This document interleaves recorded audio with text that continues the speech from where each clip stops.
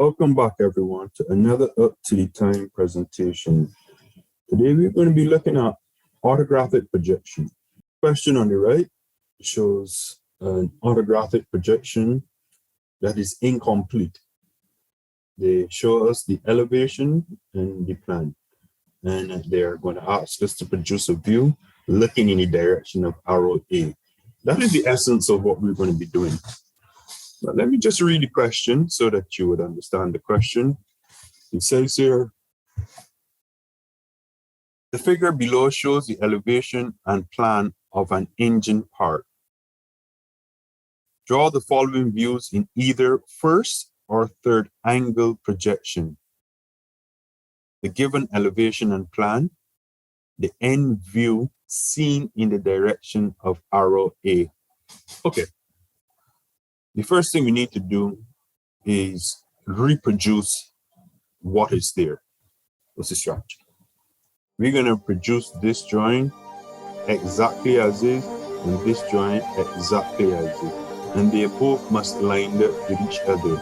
Right here, meaning that it's clear here, meaning that these lines line up with each other so that we can reference points from one drawing to the next drawing. Right here, we can reference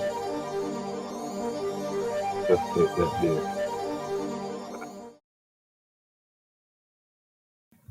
Anyway, we will see later on as we draw this, what's happening there, that the drawing at the bottom, which is the plan, needs to correlate with the drawing at the top, which is the front elevation. So we'll be creating this in orthographic projection, these first two drawings, and then we are going to review the strategy as to what next needs to be done to create the missing elevation. So let us start here. First thing, I'm going to draw a horizontal line and a vertical line like that. Why did I do that? I like to use this as my starting point so that I can offset in any direction, up, down, left, or right. Simple.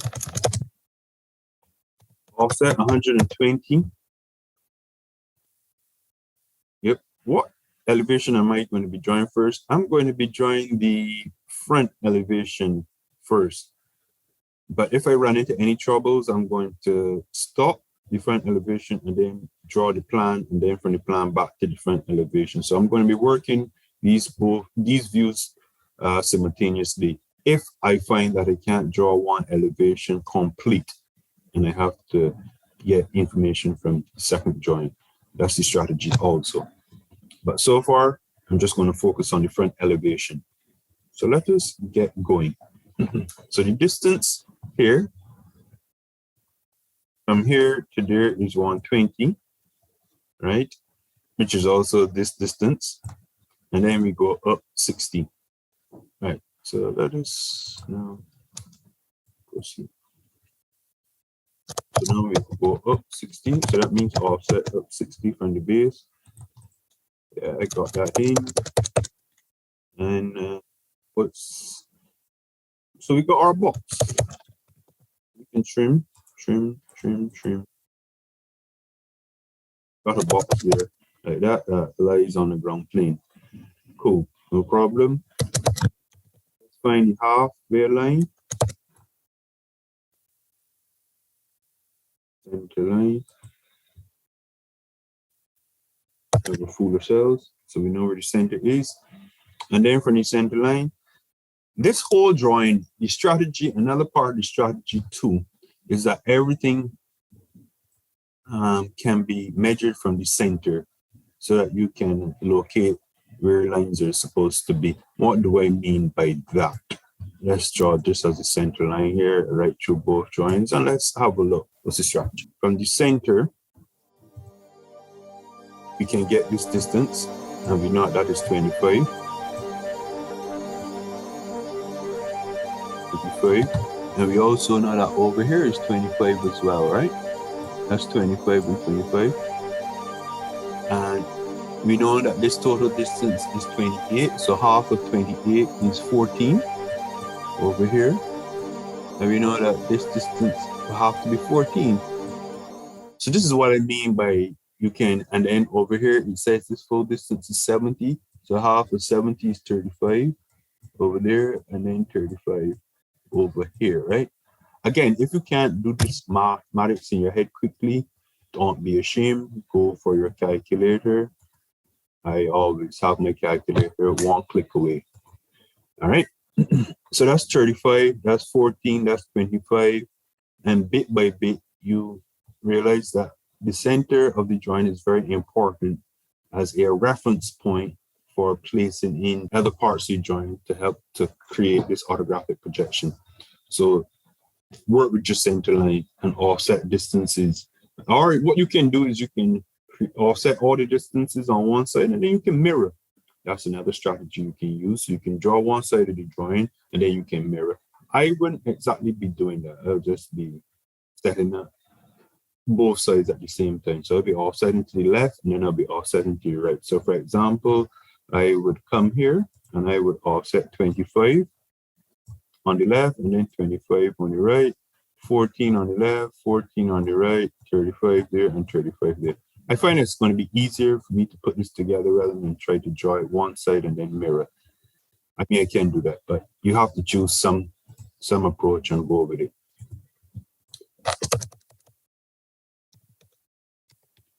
Five, 25, 25, and then that comes at 12, so then offset that 12.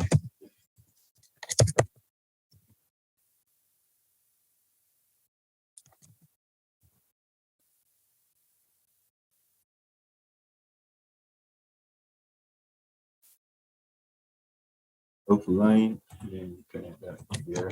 And then we can move these. Move.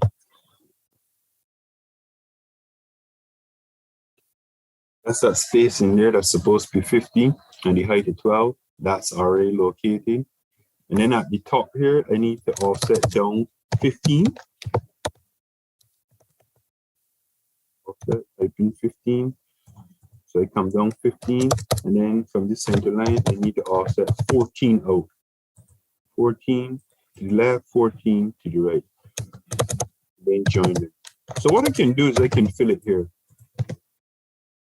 Yeah, trim at the top, and then match drop to get this into the correct. Easy like that. Cool, no problems there. Let's start with the sides now. For the side now, so I already got in that, and I got in that. Now I'm going to deal with the side. This is 20 up, and from here then I got to find where my 35 is on that side, and my 35 is on that side. My 20 up, I come up my 20, and what is the distance across from there to there? That distance is, in order for us to find that distance, we have to look down here at the plan and see what that distance is. The full distance is 120, and that distance from here to here is actually 100. So if you subtract 100 from 120, we actually get 20.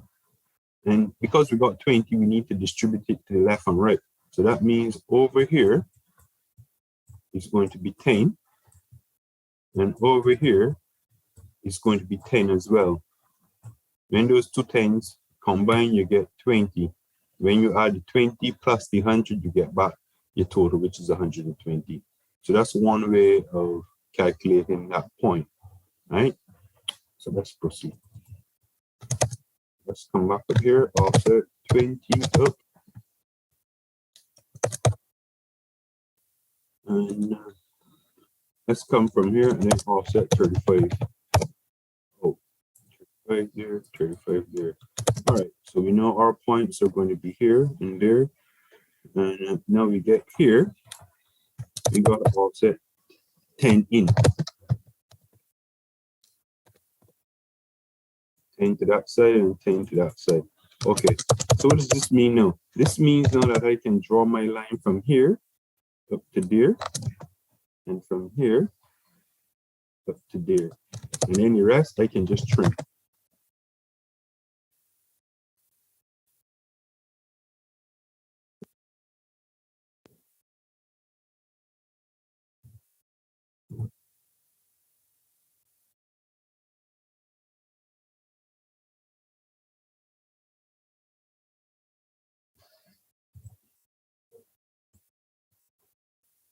That's my shape. Oops. That's my shape there, right? Now, there are other parts of the shape that need to be inserted, like the hidden lines, but we wouldn't get to that at this stage. I'm just going to put this into outline now so that the shape will pop out. Yeah, that's the shape there as it pops out. Nice and easy. Delete that line, we don't need that. That's the general shape there. And we now need to start on the drawing below. What I'm going to do is break there and break here so that we can have this base in outline. And then the rest will just be in construction line. Cool. Perfect. What distance am I going to use between my drawings? I'm going to use a distance of 20. Offset 20. The distance between my drawings. So now we are at this edge here. Right? And now I'm going to offset again 60 to get to this edge. And I'm going to get some key lines down so that we can find points on this drawing as to where to create our circles and insert other lines. Like, for example, this line comes down here. So I'm going to project a line, a construction line to get to that line. So I'm showing it as an arrow. All right. So offset 60. That's 60. Let's close up this shape just for the time being. Good. And let's find the middle. And once we find the middle, you know what this means. So these 2 points can go. Actually, I'm going to keep them, but I'm going to put them into the construction layer because I'm going to need them. And then I'm going to transfer that into center layer. So I got my 2 center lines on, and they're reflected on the plan view. There is the north to south center line, and then there's the east to west center line. I'll just move this over so that center to center. Yeah, everything looks good. Let me now create the circle. So C for circle, and at my center, my first circle is going to be a diameter of 22. So that means it's radius 11. My second circle is a diameter of 46. That means it is radius 23. Again, if you don't like that style, you can actually just, so I'm going to delete these and put these in using diameter method. So I hit C for circle and I pull. And if I want to switch over to diameter, I just go diameter here. And then now I just put in the diameter that is actually shown on the screen, which is 22. And I hit enter to repeat the process to recreate another circle. Snap on the axis point, which is the middle. Pull out, just so we know that we're going to create another circle. And I'm going to type in 46 because it is going, oh dear, no. I need to reactivate the diameter method, right? Because it was turned off. So just go back, click here, diameter, and then type in 46. That's how we get it. So that's 2 methods you can use for inserting a circle. Again, this construction line and this will come to here and here. So what I can do is break. Why am I breaking these? Because I want to place this into my outline, and then the rest would be in construction. Right? Part of the drawing outline, you can see how then that construction line works, coming from there to there to connect to that point. Right, nice and easy. There's another line here, so I can actually copy this construction line and place it there and place one there. And again, we break that, then we stretch that to there, stretch that to there.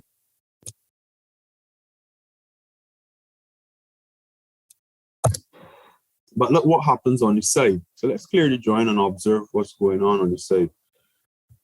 We need an opening of 20.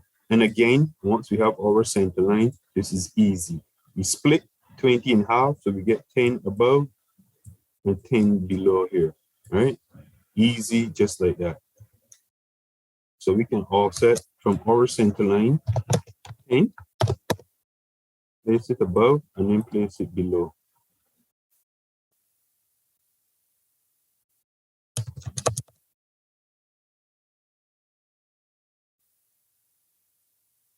Let's clear this off. But where does that line up? What does that line up with? So we got this line here, which runs through the joint, and then we got this line here, which runs through the joint too. Where does that stop? That stops at some point here and some point here. And the distance is 90. Again, we pull in things from off of the center line. So that means then that if we divide 90 in half, that's 45 and 45.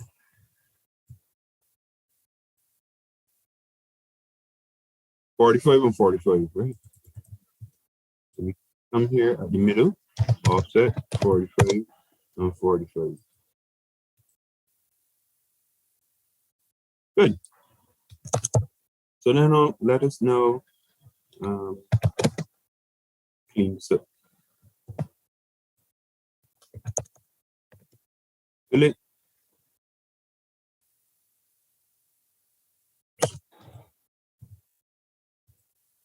Take a break. Why am I breaking? Because when I fill it, I want a clean, I want both lines to be there. Trim here, I can trim here, I can trim there, trim there. Actually, I fill it in the wrong direction.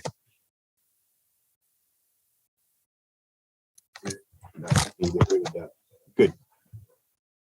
All right. What I can do is I can do the same thing over here, or I can mirror. I shouldn't mirror. So it's a safe thing. But let me just put it in an outline. So what I'm going to do is just create it properly on one side and then mirror, so that when I mirror, everything is set and I don't have to send things over to another layer and stuff of that nature. All right, so I'm just making this properly, cleaning up all the edges.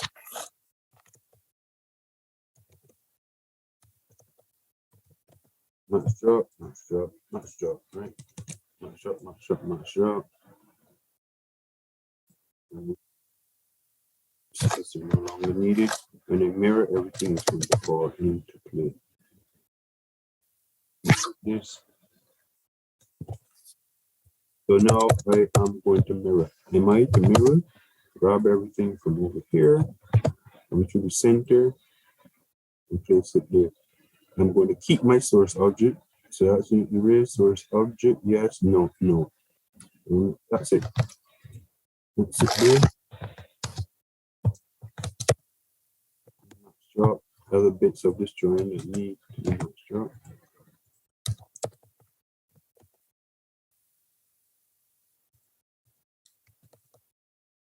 Okay.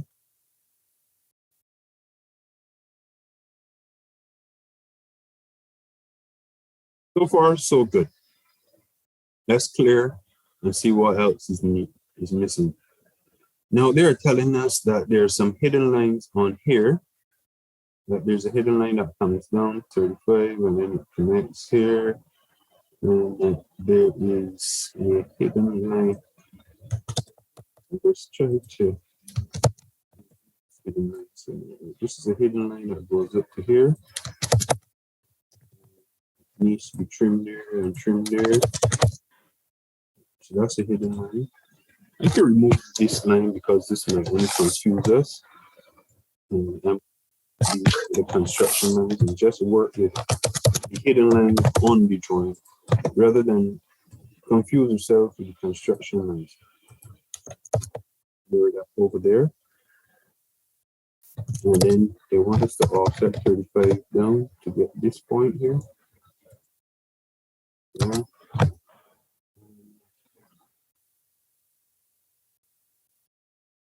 Just pick it from this edge here. Up. And that goes up there. So let's just clean this up, fill it.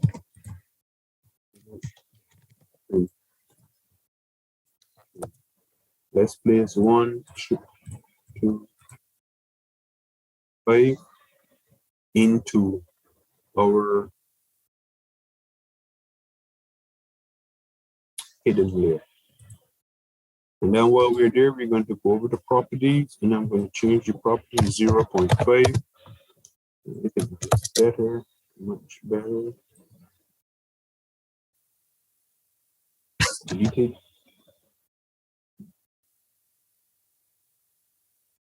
So far, so good. I think we're going well.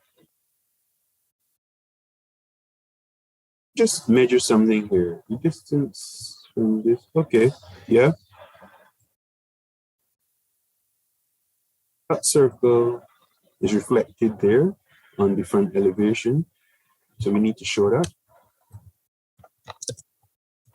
And that is the inner circle. So I'm going to pull a line from the quadrant and pull it to this point here. And I'm going to trim the line because I don't need all that line. Remove the construction. And I'm going to match drop that and make it hidden. That goes in there and that looks just like that. So that there is a finished front elevation and plan drawing.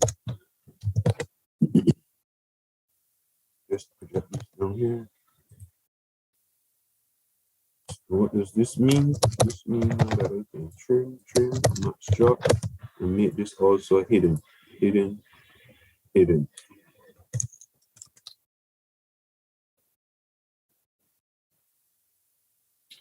Also, this line comes down here,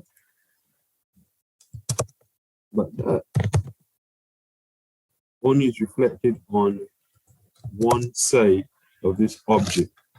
What I mean by that is this object looks symmetrical, but this part here is only at that side. It doesn't occur anywhere else. It doesn't occur back here. It just occurs at the front.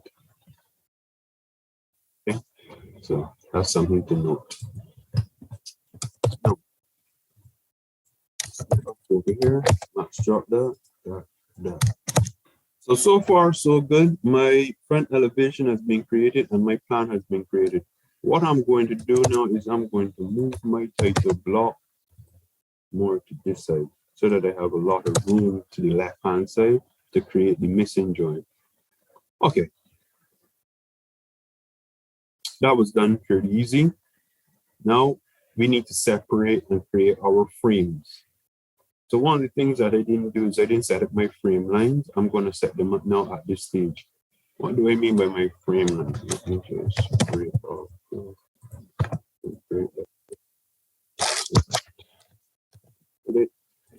clean edge. What do I mean by my frame lines now? Right? So that is good.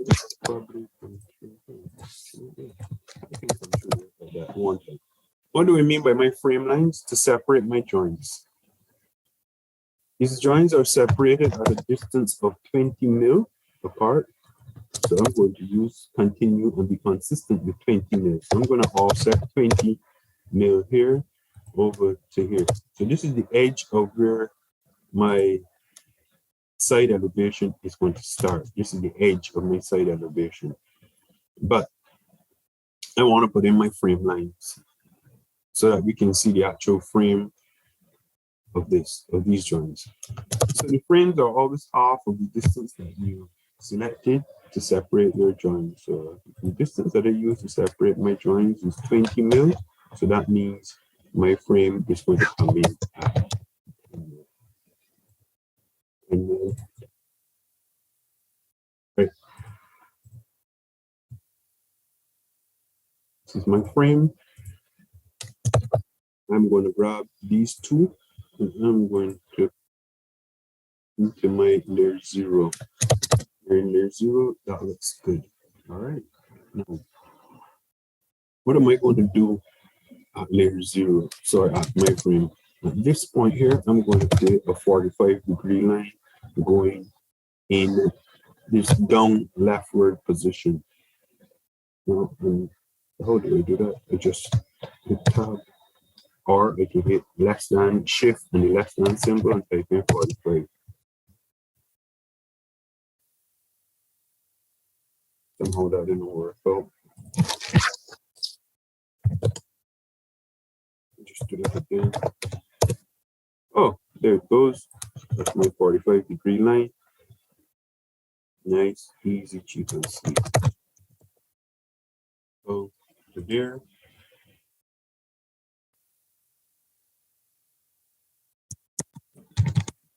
What happens when lines hit the 45-degree? They actually go in a perpendicular direction. They go up. So this line meets back up with this line here, and that's how that works out, right? So we can always track every line from one drawing to another drawing by using these frame lines here and setting up our 45-degree angle. And you know what? We'll just look at that line.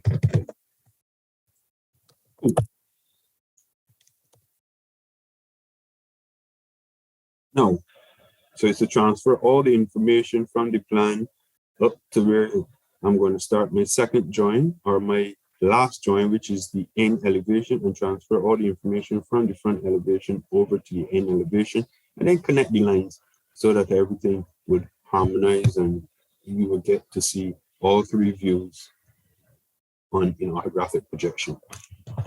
So let's go across some lines. So I'm going to copy that line, copy that line. And any other lines do I need to copy? At this stage, I don't think so. I don't think so at this stage. Let me just copy and put lines here and put lines here, which they will be trimmed at this point and at that point. And it means then that they go up perpendicular. I'm copying them. So far, let me extend my baseline. So far, I can see the general shape of this outline, of this object at this stage now. So I'm going to place in the shape.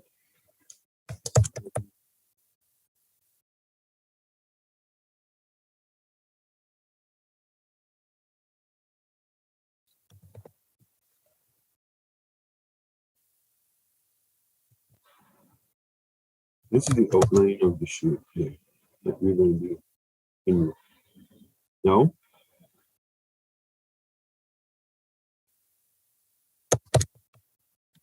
Line here, this needs to also come across. Why that needs to come across? Because that is going to work out to be that right there, which opens.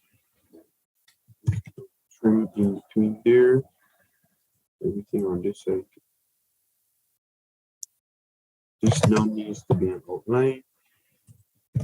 We can just trace over that. Outline. Trace over that. Sometimes I trace over lines, or sometimes I just break them. It depends on the mode I'm working with. Right. So that there is how that side elevation is going to look, but it's not finished. It's just still in a construction stage. Let us know what we need to put in. So we're going to see this line. This line is here, and that line is there. But both of those lines will be the same line on the side elevation. So that will be 1, 2, 3. You're only going to see 3 lines on the side elevation, but we're going to see this bad boy here. Let me grab this point here, project it up to there. Why did I need that point? That point is going to tell me where my circle is going to, no, not where my circle is going to meet anything, but this is a cutoff point. Let's just say this is an important point that I need to write now or later on. So just insert it. I don't need it no. So what I'm going to do is I'm going to put that into my hidden layer just for now. Now, this circle, how do I reflect the circle up there? I project lines from here. So that's where I know that is the edge of my circle. Right there, that is the edge of one side. And now this is going to be the other side. Just project these lines. Yep. All right. Again, what I need to do, which I should have done before, is send up my center line. So now that I've just recognized that I do not have a center line going up, I'm going to pull a line up, and I'm going to max drop it, and that there is my center line.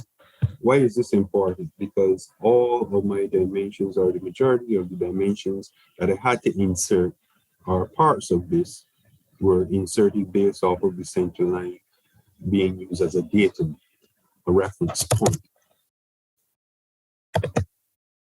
So I'm here at my center now, and I now need to put in my circle. But the thing about it with these circles appear to be flat on the drawing, not really, how to put it this way, not really producing a depth. Yeah.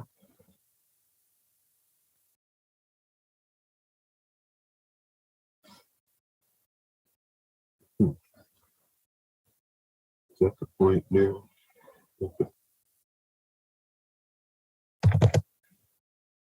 Just going to see running in the background. Just at that time we'll see running in the background somewhere about there. Also see this line here.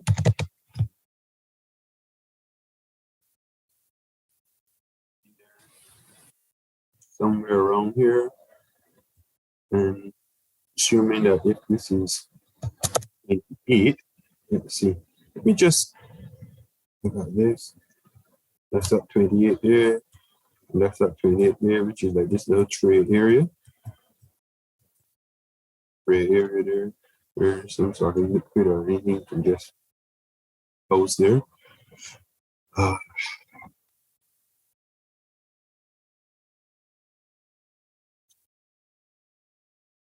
Which is the edge point of that trade area. This is the edge of the circle, or the end, and this here is the, so that goes out to there. All right. Okay, I think I got this all sorted out.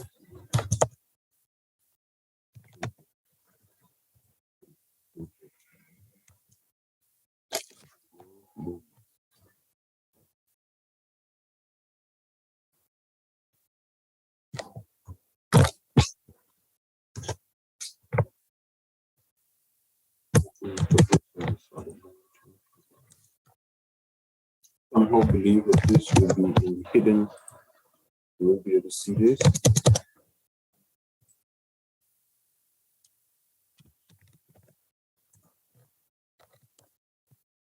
And if you want to see that, that means you won't be able to see it. It's on. That's all that you'll be able to see. So now we got some lines in here that we need to put in hidden. Through there.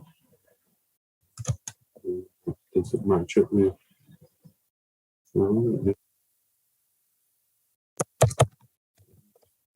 hidden?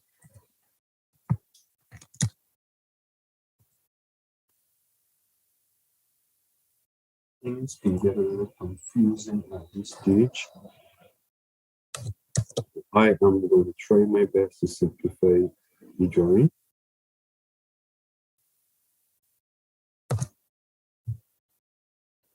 So this also goes through the drawing.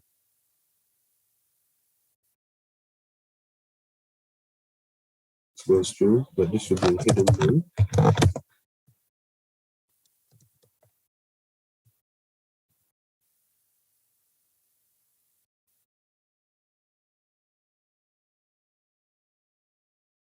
And here it is also.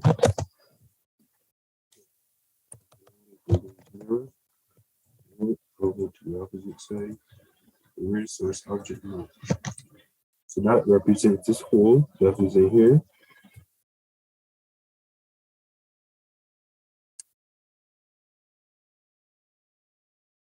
Here, that's the top there, that's the opening. Yeah. So good. Now, certain things we need to break because at this point, we're gonna actually see the line, right? Then behind. So this is going to be a solid line. Solid line as well. That's going to be hidden. Yeah.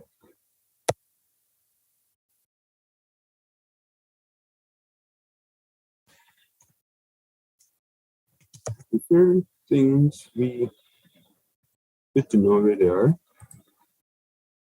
Certain things are necessary in this isometric, sorry, in this orthographic projection.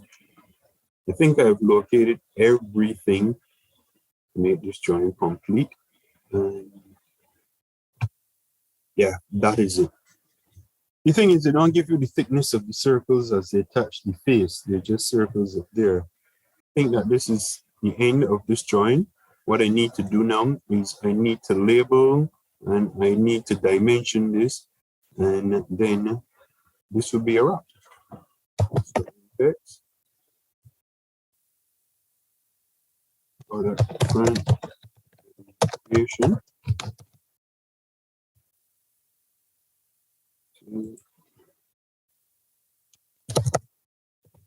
Copy, copy, and copy. Right, so this is side elevation. This is the one that we're going to get the majority of our marks for because that's the one that we had to create from scratch, just using the clues here.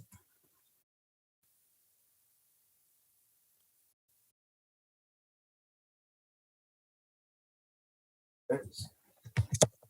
Now I'm going to go over to the dimension there, and I'm going to start dimensioning.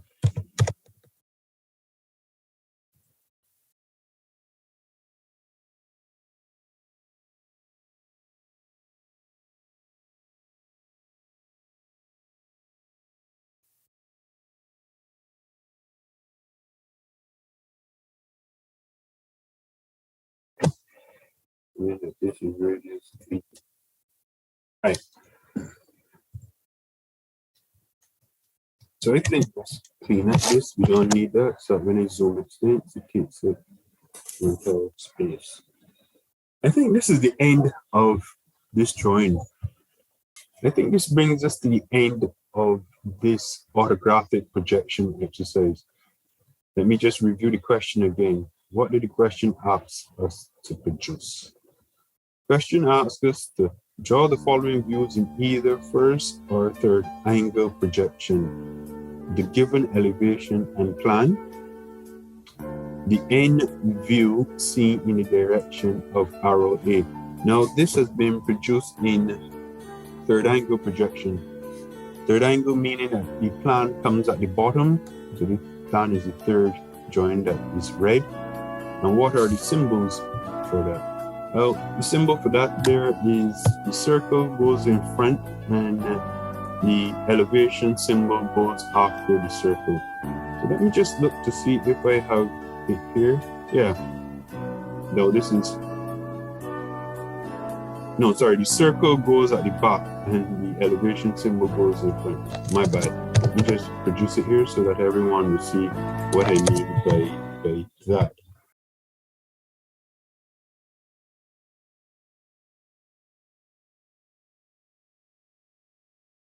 The drawing, and the circle represents the plan, and the plan is read after the elevations.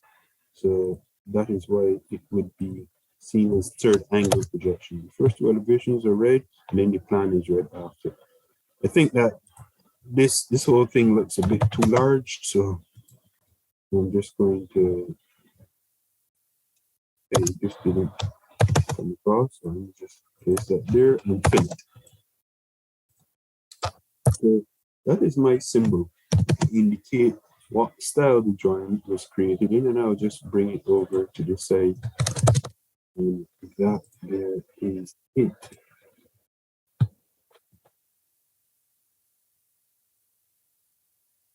Now, at this moment, I am going to close off the video, but I just want to encourage people, if you didn't understand this, you can rewind the video as many times as you want. It's on YouTube. You can also stop, do it in small chunks, then play the video, then stop, produce another small bit, then play the video, then stop, and continue on that process until you get it finished. If you've done this and you still aren't clear, practice another one. Practice until you get this perfect, until you understand how to create orthographic projections, and you can line up all the construction lines so that you can form the missing elevation. All right, that brings us to the end of this demonstration. Like, share, and subscribe. I am out.